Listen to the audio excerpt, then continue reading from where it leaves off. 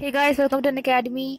आई am Neha Kaplish और हम बैरन की 3500 वर्ड्स में से कुछ थोड़े थोड़े वर्ड्स करके पढ़ते हैं। तो अब चलिए स्टार्ट करते हैं इस सीरीज़ के इस लेसन के फर्स्ट वर्ड को, एट्रोसिटी। आपने इस वर्ड को सुना ही होगा पहले। जो है नाउन फॉर्म जो है कि जब आप किसी के ऊपर बहुत ज़्यादा जुल्म करते हैं, जुल्म ढाते हैं, ब्रूटल डीड करते हैं, उसको बोलते हैं atrocity. Okay. In time of war many atrocities are committed by invading armies. अब कोई आर्मी जब हमला करती है और वो जब जीत जाती है और यहाँ पे कब्जा कर लेती है, तो वो क्या करती है, वो यहाँ के रहने वाले या लोग जो होते हैं उनके ऊपर बहुत जुल्म ढाती है, यानी कि वो एट्रोसिटीज़ करती है। Atrophy it's a noun form, इसका मतलब वेस्टिंग अवे। अब मान लीजिए आप, अगर आप एक्सरसाइज नहीं करते या फिर आप सिर्फ लेटे रहते हैं, या फिर मान लीजिए उससे भी एक्सट्रीम सिचुएशन क्या होगी, अगर एक इंसान है उसको अगर लकवा हो गया है या पैरालाइज हो गया है वो इंसान, तो उसकी जो बॉडी है वो बिल्कुल अब मूवमेंट में नहीं है। इसका मतलब क्या है, जो उसके मसल्स हैं वो धीरे धीरे करके वेस्ट अवे हो रहे हैं, ख़राब हो रहे हैं। ठीक है। तो उसका मतलब क्या है, मसल्स की एट्रोफी हो जाती है। ठीक है, सिकुड़ जाते हैं मसल्स। ठीक है, उसका मतलब क्या होगा, वेस्टिंग अवे, वेस्ट हो जाते हैं मसल्स। उसको क्या बोलेंगे, एट्रोफी। कुछ भी वेस्ट होता है तो।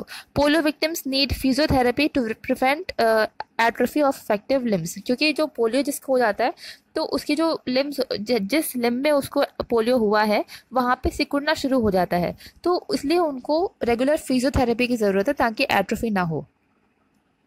Attain it's a verb form, इसका मतलब कुछ भी अचीव करना, कुछ गेन करना, पा लेना, अकम्प्लिश करना, उसको बोलेंगे अटेन।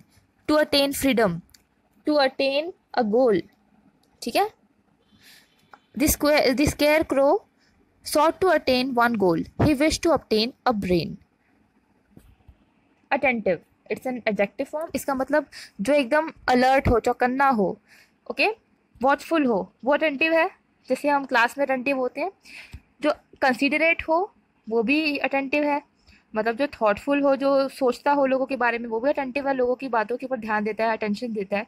राइट। सो वो भी अटेंटिव है। Spellbound, the attentive audience watched the final game of the tennis match, never taking their eyes off the ball.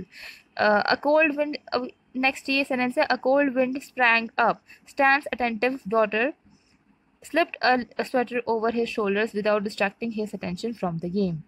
अब एक तरफ तो अटेंटिव है कि वो उसमें बिल्कुल मंत्रमुग्ध है, वो एक अटेंटिव हो गया। दूसरी तरफ एक अटेंटिव क्या है, जो कंसिडरेट है, यानी कि जो ध्यान रखता है, जो ख्याल रखता है, वो भी अटेंटिव है। जो अब ये स्टैन की जो डॉटर है, उसने क्या किया, उसने बिना बोले ही स्वेटर डाल दिया, राइट, उसके पिता के ऊपर।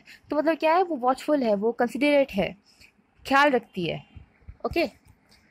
Attenuate it's a verb form, इसका मतलब जब कोई चीज़ वीकन हो जाती है, पतली हो जाती है, या फिर मान लीजिए कोई सिग्नल आ रहा है किसी वायर में और वो कटे जा रहा है। ठीक है, वायर ठीक नहीं क्वालिटी की, एंड उसकी वजह से सिग्नल जो है वो कटे जा रहा है, दैट मीन्स एटेनुएशन हो रही है, नाउन फॉर्म। और क्रिया को क्या बोलेंगे, एटेनुएट हो रहा है। ओके। जैसे अब कोई ब्रॉडबैंड है, उसकी वायर अच्छी नहीं है, तो वायर के ख़राब होने की वजह से ब्रॉडबैंड वेस्ट हुए जा रहा है, दैट मीन्स एटेनुएशन हो रही है। ओके। तो इसको हम ऑप्टिकल फाइबर पे जैसे बोलते हैं कि ऑप्टिकल फाइबर में कोई एटेनुएशन नहीं होती, तो उसका वो फ़ायदा होता है, या फिर बहुत कम होती है। सो ये कुछ वर्ड्स है, आपको इसका समझ में आए होंगे ये वर्ड, मैं ये उम्मीद करती हूँ। आई होप आपको ये सब समझ में आया होगा। एंड चलिए यहाँ पे लेसन ख़त्म करते हैं। Thank you very much.